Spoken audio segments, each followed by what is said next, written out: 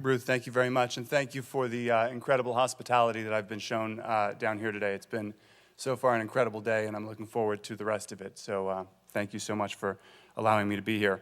I'm Jonathan Seelig. I'm a friend of Danny Lewin's and a co-founder, along with Danny and Tom Layton, of Akamai Technologies. Congratulations to all of you and to your families, and thank you for allowing me to be here today. And thank you for all that you do for all of us around this country. It's a distinct honor to be here today with you and to share a few words about my good friend and colleague, Danny Lewin. As I sat to write my remarks a few days ago, I had a hard time deciding which side of Danny I wanted to share with you in the few minutes that I have to speak with you today. Would you guys want to hear about Danny, the academic whiz, or the businessman? The family man or the workaholic? The ultra-competitive, fight-to-the-death brawler, or the sensitive, always-there-to-help friend? The loyal Israeli or the proud American? The soldier or the civilian?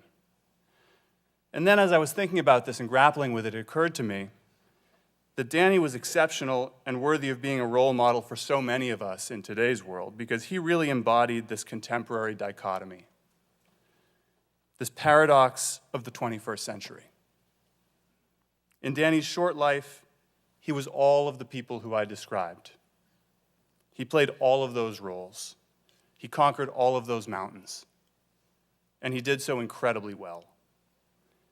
In fact, he did most of them better than anyone I have ever known before or since.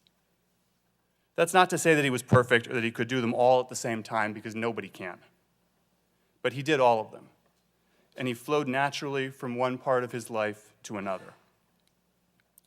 All of you who are here today know this challenge. You're studying here while still on active duty or reserve duty. You're here while you're still in business, busy with your families, and while members of your local communities.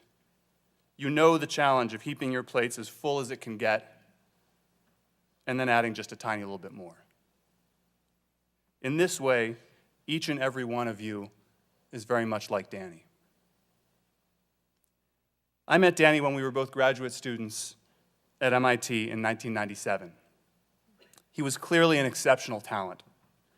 Not only was he academically gifted, but he had the rare ability of making the most esoteric academic problems seem fascinating, seem compelling, and you just wanted to hear how you solved them. You wanted to know how you got to the bottom of these puzzles. When we started Akamai Technologies together, Danny's infectious energy and charm were our secret weapon. Danny recruited incredible people to be a part of our team. They came to work with us because they wanted to be with Danny. They wanted to be near him, to learn from him, and to be challenged by him.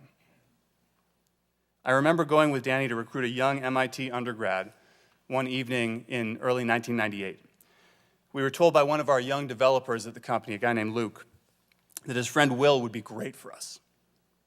Will wasn't particularly interested. We'd emailed him, we'd called him, and we said, "We want to come talk to you."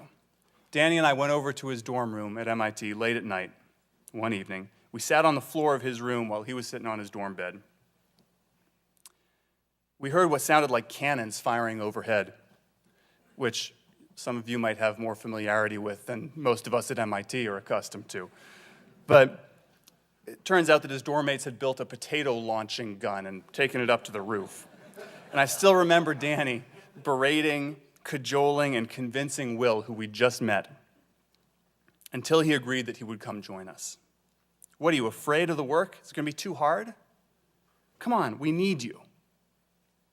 Of course, Will came to work for us, and he, like all the rest of us, loved being in Danny's orbit. Danny had an expression that he used with everyone. You're behind. It didn't matter how far you would come on a project or how well things were going. You were always behind. There was always more to be done. Ironically, the way you knew that Danny was pleased with something that you'd accomplished was if he reminded you that you were now behind on the next task. My wife, Maggie, likes to call this charm through antagonism. Again, something that Danny had in spades. Having served in an elite combat unit in the Israeli military, Danny brought to our team in business a level of loyalty, pride, and trust that was amazing to be a part of.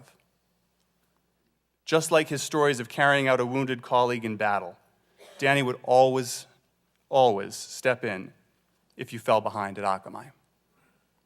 He never did it in a condescending or in a patronizing way. Simply put, you were his brother in arms, and you needed a little extra push that day, and you always knew that his very broad shoulders would be there for you.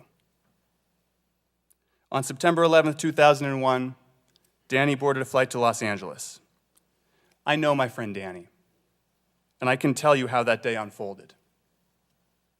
Had Danny sat down next to an elderly person who needed help stowing their luggage, Danny would have jumped up and put it in the overhead bin.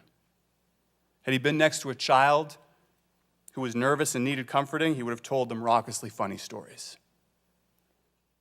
Had he been next to a computer science undergraduate, he would have given her a pop quiz.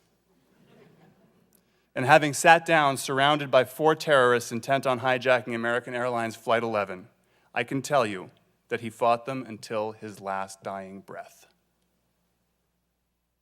None of us was surprised when the 9/11 Commission reported that Danny had engaged the terrorists in front of him, only to have the terrorist behind him attack. I can also tell you that Danny would be incredibly impressed and appreciative of what our armed forces have been able to accomplish in the nearly 10 years since 9/11. Danny would be honored to know that you, the current and future leadership of our great and good military, are hearing his story. He would thank each and every one of you for the sacrifice and commitment that you show this great country every single day. And then, with a huge smile on his face, he would reach out, tap you on the shoulder, and tell you you're behind. There's a video that mine and Danny's co-founder at Akamai, Tom Layton, prepared for the first inaugural lecture last year, which does, I think, a terrific job of showing you a little bit more about Danny prior to our speaker. So I'll introduce that and let the tape roll. Thank you.